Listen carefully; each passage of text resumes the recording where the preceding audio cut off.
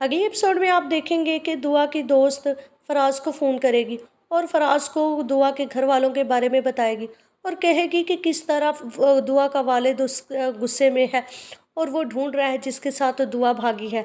और वो मैं जानती हूँ कि दुआ सिर्फ तुमसे मोहब्बत करती है, कहीं तुमने ही तो ये सब नहीं किया। ये सब सुनकर फराज का रंग उड़ जाएगा और फराज कहेगा फराज दुआ की दोस्त को कहेगा, तुम तो मुझे अच्छे तरह से जानती हो कि मैं किस तरह का लड़का हूँ, मैं इस तरह की हरकत कैसे कर सकता हूँ। लेकिन दिल ही दिल में फराज ये सोचेगा कि अगर सबको पता चल गया तो उसके असली सबके सामने आ जाएगी और इस चीज़ को लेकर वो गुस्से में आ जाएगा और वो इस बात का गुस्सा फ़िज़ा पर निकालेगा और फ़िज़ा को ही कसूरवार ठहराएगा।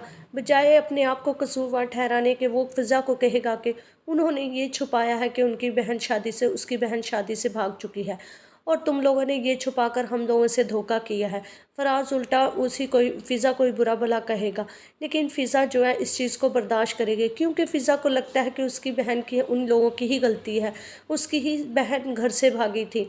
लेकिन वो ये नहीं जानती कि फराज ने उसकी बहन के साथ क्या कुछ किया है। और दूसरी तरफ ये भी देखेंगे कि कशमाला बीजान को कहेगी कि नौशेरवां को गांव बुला लेना चाहिए क्योंकि उसको लगता है कि नौशेरवां के लिए शहर कुछ अच्छा साबित नहीं हुआ, वहाँ उसकी जान को ख़तरा है। तो बीजान भी उसकी बात से एग्री करेगी और मान जाएंगी कि वाकई नौशेरवां को वापस गांव आ जाना चाहिए, शहर में क्या रखा है। लेकिन वो ये नहीं जानते कि नौशेरवां दुआ की जुल्फ़ों का असीर हो चुका है और वो दुआ के बगैर अब नहीं रह सकता और वो दुआ को याद करता है।